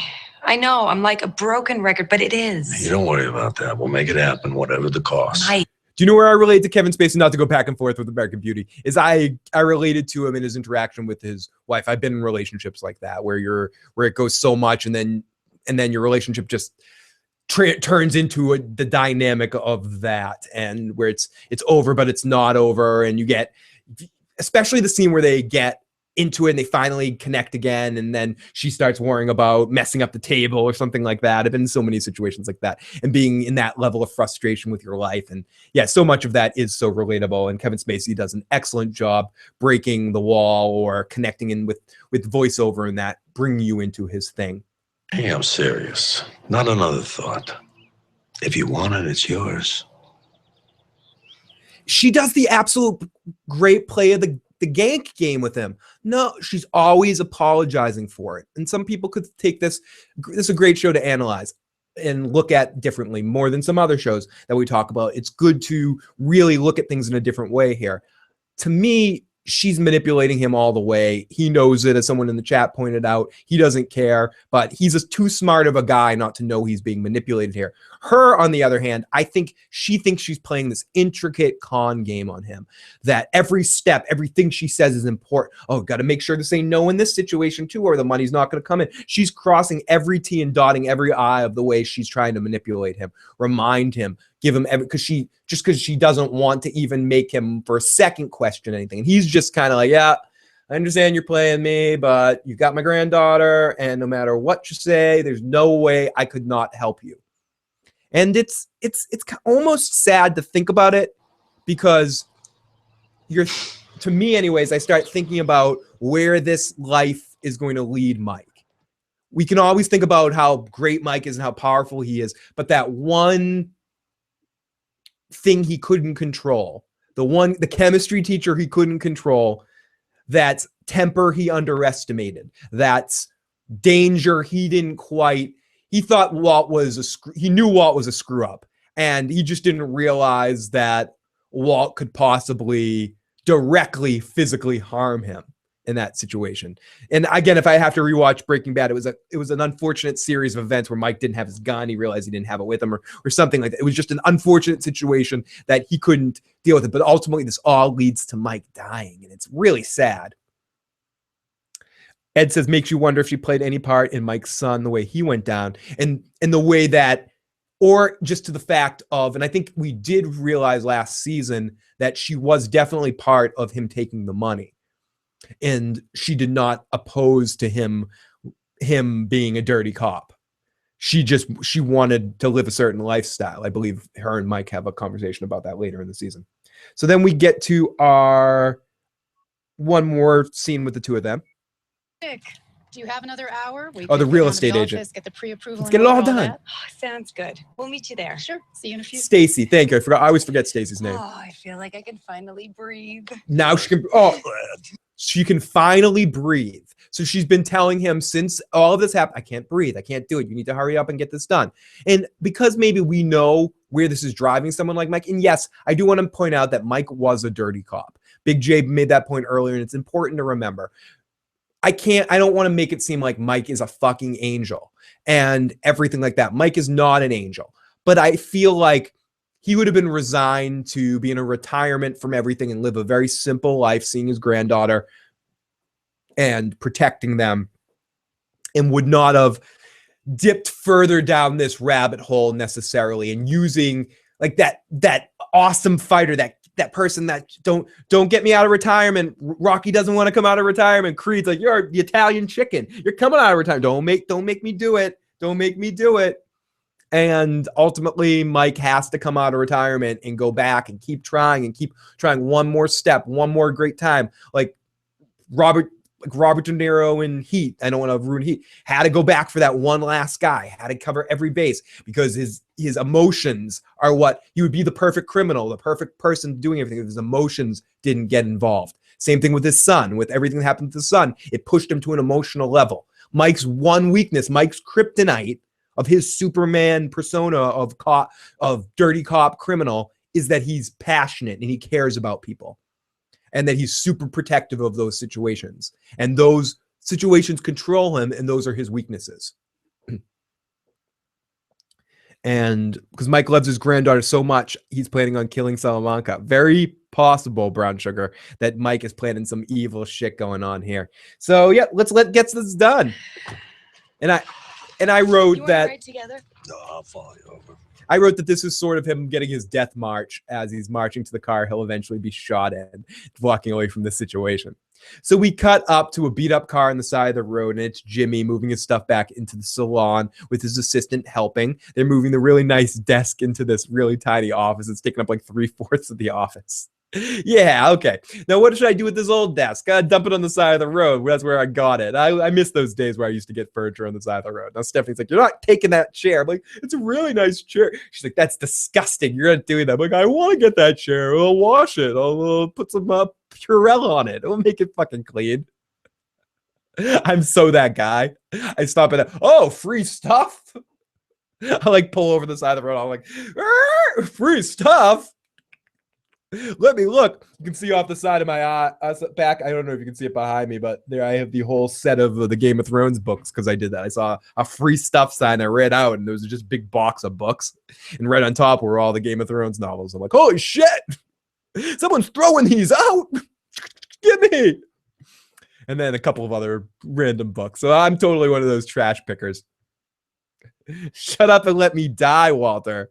Shut up and let me die, Walter. Brunch because he just likes his grandmother so much. She's your Mormon's ex-wife. Great way of saying it. Pushing him into it. Pushing Mike into that situation. Making him get into things he wouldn't normally do. Break vows to Ned Stark. Do all that sort of shit. Sorry. But you know what I'm saying. Great comparison right there. She is. Yeah, free DS9 post. Free DS9 room divider. I'm going to grab that. Free everything. I'm so oh my gosh, a wormhole aliens poster. Give me that. Sorry, I'm getting focused there for a second. I'm not just going, give me that. It's magic. Oh my goodness. Okay, so I want to give you guys a little preview of Joe's unboxing video. I'm not going to talk too much about it, but we all know Joe loves when things get fucked up. It's hilarious things. This was one of the things Joe got. I'm not going to even show what it is, but I'll say it's a t-shirt that came in his loot box ripped. So you guys, I can't wait for all of you guys to check out the latest Joe's unboxing video. It's going to be really awesome. We had a lot of fun shooting it this morning, and I think you guys will have fun watching Joe do that. So look out for that later this week as we finish the end of our episode here. So his assistant is helping him. They get the nice desk as Jimmy is back. He's got his yellow legal pad. He tries to give the kid some loot. And Omar's just a good guy. He doesn't want his loot. He's just like, I got to get back to work. Let's not hang out. Let's get a beer. No, I got to get back to work. Got to do a bunch of shit. Good guy. Love you, Omar. You're a good guy. Blah, blah, blah. They slap 5. And they love each other. Yes. Jimmy's a good boss. Rest in peace, Joe. Joe is... I'm glad that I got Joe before he ate the seafood. I'll say that. So as Jimmy is home, he's there with his yellow legal pad. Yeah, Omar is really good. Jimmy lives in the salon. Where does he shower? He probably doesn't, or he probably goes. Do we see him in the first season going to like the Y or something like that? I almost want to say I have a memory of that, but I could be making that up in my mind. I assume he washes his hair in the salon sink. And then other than that, maybe goes to Chuck's once, not anymore, but before when he lived there before, went to Chuck's once a week or a couple times a week to shower. And yes, Omar is really cool. So then we get to this part, and Corey was talking about this earlier, where I got the same vibe of this. This is Saul coming out. Hello, you've reached the law offices of James M. McGill, Esquire. Kindly leave... For Mr. Show fans, that voice is such a callback to Mr. Show. And then he tries to do it in his own voice. And this is one of those things that's been speculated in chat tonight, and one of those fun things to speculate back and forth. Is this Jimmy trying to be straight one more time? Or is this Jimmy realizing that Saul has to come through? That old Jimmy McGill thing didn't work. And if I'm to do something again myself, I need to make some changes. Part of which is me being the person that cons people. I'm the selling point. I'm the person, the Saul Goodman. I think it can be looked at 2 different ways. Is it Jimmy's that being stuck with the stink of being legitimate? All this whole thing had a little bit of that stink left on him.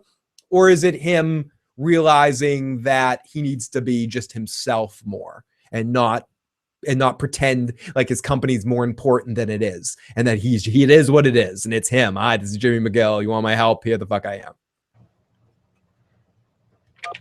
But what's important here, and why it made me think of Saul. Hi, you've reached the law offices of Jimmy McGill. Please leave a message, and I'll get back to you as soon as I can. I don't want to interrupt Jimmy. He pauses there for a second, but it's not quite right. That's not right either. So this is where it's going to lead him. And again, you can see it there, like hanging like a fart in the wind. It's just hanging up there. And you can see it. He's waiting to grab it. He's waiting to grab it. We got to mention last season about it. Let's hope we get it this season too. Let's get KLC in one more time tonight. How's it going, buddy? Hey, I just wanted to mention 2 things that I don't know if y'all picked up on it, but when Jimmy was, pitching the idea of opening their own law firm to Kim, in his speech, he said, dot every I, and then he stopped and didn't say cross every T. And this is something that I discussed recently in one of my classes.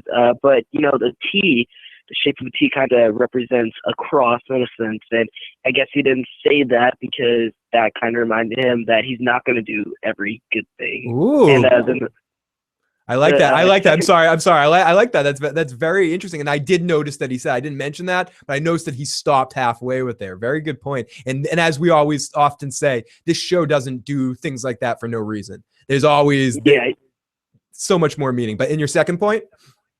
For the next coming up scene, I kind of got like a flashback. I'm talking about the scene where Kim's on the roof. I got a flashback to the scene where Gustavo is on the roof of the parking garage, like with the way that Kim just kind of stops and looked around. I just got a flashback to that scene. But I guess this is going to be my last call for the night, and good night to everyone. Good night to you as well, Chaos, as we're wrapping up. It did make me think of that as well, and I also thought it was a really good parallel to her thinking, okay, this isn't my parking garage. I like being in the basement and being down. It's her new parking garage situation. But you can't help it, the way they shoot things like that, to give you that feel of that Gustavo moment where he just looks into Walt's soul through a wall. Oh, evil. Cross every X, dot every J. Alexia, great stuff. Great stuff as always from the chat. Great stuff from KLC tonight and Big J on the calls tonight. Thank you. Thank you, wonderful people, for calling in. And thank you to everybody in the motherfucking chat for sharing their thoughts as we're wrapping up, getting to the end of this episode. So our next scene is Kim at her most recent episode. Handled 6. Actually, one recently was quite her most recent complex. interview with Schweitzer and whatever. And let's just listen to a little bit of this. The client was suing her former company, which she and her ex had split in their settlement. The issues involved issues. For weeks. Who heard it? Judge Pittman. Oh, that guy, he's a handful, huh?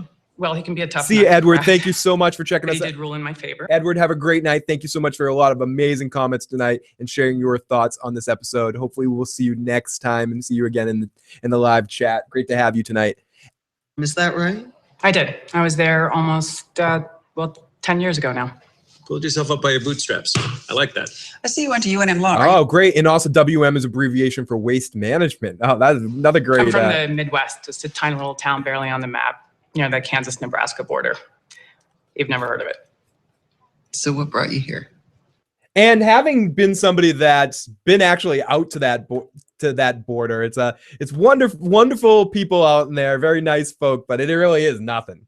There's a lot of space between a lot of stuff. I actually like that. It feels really cool. But Stephanie and I a couple of years ago did a huge cross country drive and went through a lot of really random towns and met a lot of really awesome people. People were really friendly to me.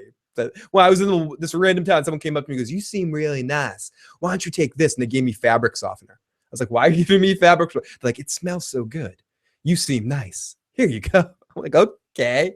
So I mean, there's a lot of really nice people, but she's right. It's Nowhereville. But I feel safe to say that you can expect to hear from us by tomorrow at the latest. KLC says he hates small towns.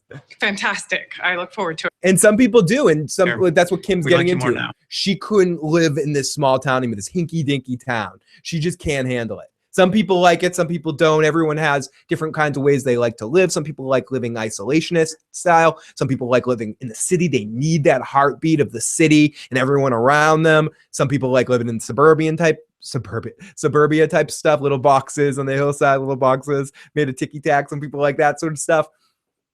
So Kim was one of those people that she couldn't handle the small town life. And it's very, I can see if you're not the type of person that would like that stuff where you have to drive an hour to get to the local store somewhere because you're that spread apart with people, or it's just a small town where everybody knows everybody and everyone knows everyone's business and everything is just wrapped up. I can understand somebody like Kim that has these desires to be very unhappy in there. So she's thanking everyone for the meeting and she's on her way up and she's thanking everybody by name and she gets to, what's his name? Excuse me. And she calls him Howard. And she's like, "Oh, shit, I'm sorry." He goes, "It's okay. I don't mind being called Howard. He's a very handsome guy. Thank you very much." But she takes this as, holy shit, Jimmy's right. I'm just trading one suit for another suit. This sucks. Edward says, "I was born in a small town. Give my love in a small town." KLC says, "The type of stuff creeps me out. If anyone gave me stuff like that, I would burn it." Sticks Creek, yeah. You guys in the chat are killing me tonight. You guys are fucking amazing. In the zone tonight. So she wants more. She's very happy. She wants more out of life. She's nervous, but she's happy. She calls him Howard. She stops at her car. She goes over to the edge, and I agree with Kelsey. It was very much the visual looked like the Gus thing. But she's smoking what would be her new parking garage in her spot. She's trying to vibe it, but it just doesn't the whole situation just doesn't feel right. And then she pulls out the Jimmy card. She looks at it, looks at the logo, which I agree with Kelsey. It's a shitty fucking logo. And she rips it in half and realizes that it's a W and an M. Waste management. All right, she realizes, but she rips it in half, but looks at both sides, and this is where she gets her brilliant plan here. So she shows up at Jimmy's place, and we get our last sound cue of the night, Jimmy and Kim talking. This is a pretty long exchange, but we'll play it, and I'll be stopping it and starting it as we're going. But this is Jimmy and Kim talking, and Kim kind of presenting to Jimmy her plan for how she can get Jimmy to pay for everything and get what she wants. Or something. There. So first of all, she comes And listen, I don't ever. She comes and asks for Jimmy. He's busy. He's in a meeting. Then we see Jimmy coming out with the guys that shot the commercial. Just in the neighborhood. Great. Oh, and I want a dolly this time. What kind? Western, hustler, Kiwi. Hey, watch your mouth around the lady. How the hell should I know? You're the nerd. Just make it cheap. Go on, get out of here. Edward says, I still think they have ulterior motives for hiring Kim, but now it seems we'll never know. Obvious symbolism of Jim and Kim growing apart, says Kelsey. Oh, sorry. Wow, you finally got your Coco Bolo desk. Finally got my Cocobolo desk. Feel like it's a good omen for what's next. And what's that? This solo practice, being my own man again. I mean, I could play this all, but ultimately we know where this goes. This goes to her bringing the plan and bringing the thought to him that why don't we share an office? Why don't we not be the same law firm, but we can be two lawyers, two friends, two partners working in a law firm together or working in an office together, but you do your thing, you do your colorful thing, I'll do clients the way I do things. What could possibly go wrong? Ta-da! Why don't we cut the room in half? What could possibly go wrong? Nothing's gonna go wrong when Jimmy's shady activities, when a criminal attorney gets in Kim's way the first time and it interferes with any case she's trying to do, even for a second. I'm sure it's gonna run into a problem. But Jimmy's very happy with this presentation of an offer. But he's confused. He doesn't know what to say. It gets left on a cliffhanger of Jimmy not answering her about what he's going to do, which I thought was an interesting point to leave it off on, because Jimmy has a decision to make. That leads me to believe that Jimmy's going to say no to this. He's going to be like, oh, this was just a momentary lapse of reason for you. You really do want this job. So maybe we will see. And this show has a habit of sometimes doing what you don't expect it to do. So I think everyone, or at least my initial thought would be, oh, of course Jimmy's going to say yes. Like when she comes to him and says that, I'm like, oh, Jimmy's going to be like, yeah, sure. But his reaction was interesting. I don't think he liked the thought of it. I think I almost thought he was offended by it a little bit. Like, you don't want to be a lawyer with me, but you want me to pay your shit. Where's the discussion go from there? So you're gonna pay my legal bill? I pay my law school loans. I don't know if that means there's no law school loan payoff because they're not gonna be in a company together. I'm curious about how all this actually pans out and what Kim's actual plan and what her expectations for the situation are. So it's going to be fun to see over the next couple of weeks how this pans out. But the episode did end on a cliffhanger of sorts that I don't really, one of those ones I'm like, God, do they really need to do that? Unless he's going to say no, there's no reason to have a cliffhanger. So it leads me to believe that he's more is going to say no, if not right away, eventually lead to saying no. So let's jump in the chat before we call it a night. The desk is worth 10 times as much as the room. Let's scroll up. So I'm scrolling up in the chat to get a few more comments before we call it a night. I think she has some ulterior motives. Seriously, check out Sticks Creek if you like stuff in the Spinal Taps family. Yes, I will absolutely check that out. Thank you. Desk is worth 10 times as much as the room. If she gets the offer, still not sure how that desk is worth $9,000. Looked at it straight out of IKEA. Brown says Jimmy didn't actually say yes to Kim's proposal yet. No, she did not. Oh, no, only $7,000. Do the cliffhanger. I think it's going to be in denial. Me too, Kelsey. That's basically, there's no other reason to do it unless it's going to be a denial. Yes, I think it's a no, says Brown Sugar. Roommate zones. Living with me as a roommate, not a mate. Roommate zone. Lily the Valley says, I don't think she really wants to pay her own loan. Me neither. And I think she's trying to think, how can I get my loan paid and get what I want? Because I don't want to work for this other guy that's just Howard light. Howard's not going to give me what I want in a proper time that I need. Jimmy's right that I should be my own boss, but I don't want to work with Jimmy because I don't want to sour my name legally. But I want Jimmy to pay my bill. So how can I get him to pay my bill while still feeding his ego enough to make him think like I want to be around him? So you know what I'll do? I'll say I want to share an office with him. I don't think her brain worked at it from that angle. I think it was, how can I make this all work? I love Jimmy. I want to work with him, but I can't work with him. But how can I get, but he wants to pay my loan. That's awesome. He's got all that money. We set off. We can get a nice place. loyal clients. How can I make this work? That's how I can make it work. I think she probably came to it like that, not I'm going to manipulate Jimmy. But it's, again, I mentioned Carmela Soprano at a earlier point on an earlier episode, talking about how Carmela, when she gets involved with the teacher, she tries to get him to help AJ out in school. And she just does it without even thinking. And she goes, no, that's what friends do. We're involved. I help you out. You help me out. I help you out. I do things for you. You do things for me. That's just what people do. And he goes, no, Carmela, that's fucking manipulation. You're manipulating me with the only weapon that you have, your vagina. That's an actual direct quote from the episode. So I do think there's some element of that going on with Kim. I think she's not aware that she's doing it 100%, but she is definitely manipulating Jimmy and trying to get what she wants out of the situation without giving him what he wants, a true partner and someone that can probably accept him and want to work with him to do what he does. But we're getting to the point where Saul knows that Saul can only work by himself. KLC says, honestly, I can't blame her. Lily the Valley says she doesn't want to be swallowed up by Jimmy. If she gets offer, she takes the job, says Critch, meaning if she gets that offer, she will end up taking the job. I'm kind of thinking that too, that all of this is a bit of a ruse and that she's going to end up taking the job when she gets that offer. Because Jimmy's going to not answer her quick enough. And she's going to be like, oh, okay, you don't want to work. You don't want to do this. You know, why wouldn't you just say yes immediately? We're going to get some scene next week that's, why haven't you said yes yet? It doesn't make sense. And then her ultimate goal here is not to pay back her student loans.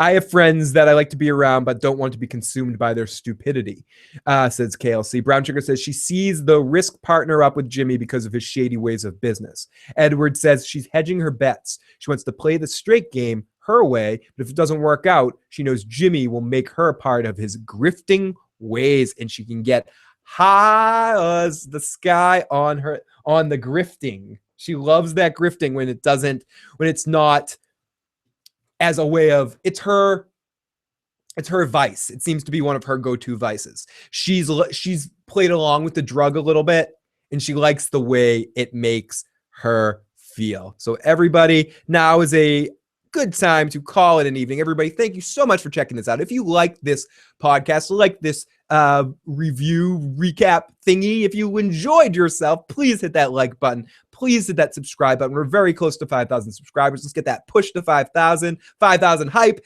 Thank you, everybody that's been sharing the channel and bring new people in. So many of you have been helping out, sending us messages and emails and stuff about how you can help the show out and things like that. We really do appreciate all that help that's been going on. It means a lot to us. Let's get in one more phone call before we call it an evening. We've got Tim. Tim, what's going on, buddy? Yeah, shut the fuck up, Phil. You're right, Tim. It's the end of the show. I need to shut the fuck up. Tim getting in there, letting me know it is the time. The show is over, so it's time to shut the fuck up, Phil. Great. Perfect. Shut the fuck up, Phil, Tim. Great timing for that one. So if you haven't already, please hit that subscribe button, as I said. If you want to check out more of our stuff, check out chooseprogram.com.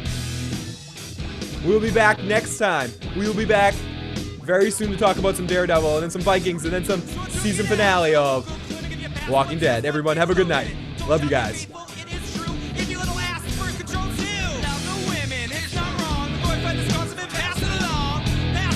You can follow me on Twitter at IGotIssuesMan or follow Joe at DirtyLocks. Please say hi. We love it. Share your thoughts in the comment section below. If you're watching this anytime later in the week. What do you want for the final 3 episodes of Better Call Saul? Tell us. Good night, everybody.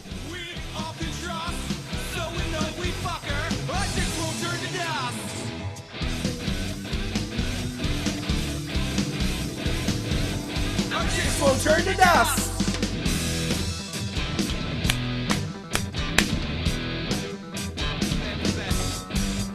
So I knew this guy, knew a girl, he fucked her right and he rocked that world. They showed up unannounced. He said he had sweet, he's worth the pounds. The answer is no. Some see the case. Problem with the condom, messed up the pace.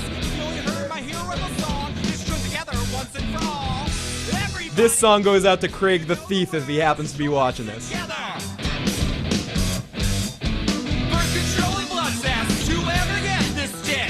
Condoms are natural, and plus they feel like shit. We need a woman. We are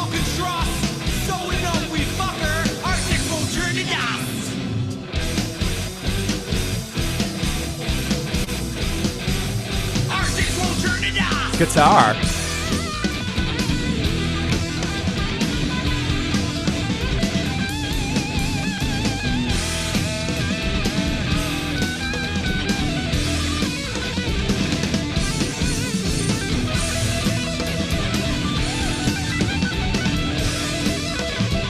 Because of timing reasons, Daredevil podcast will be probably during the day on Wednesday. Probably around between 12 and 3 on Wednesday we'll be starting it. So it'll be a daytime podcast. Condoms are natural, and plus they feel like shit. We need a woman we all can trust, so we know if we fuck her, our kids won't turn to dust. Protect yourself, Saul. Protect yourself, buddy. Our kids won't turn to dust.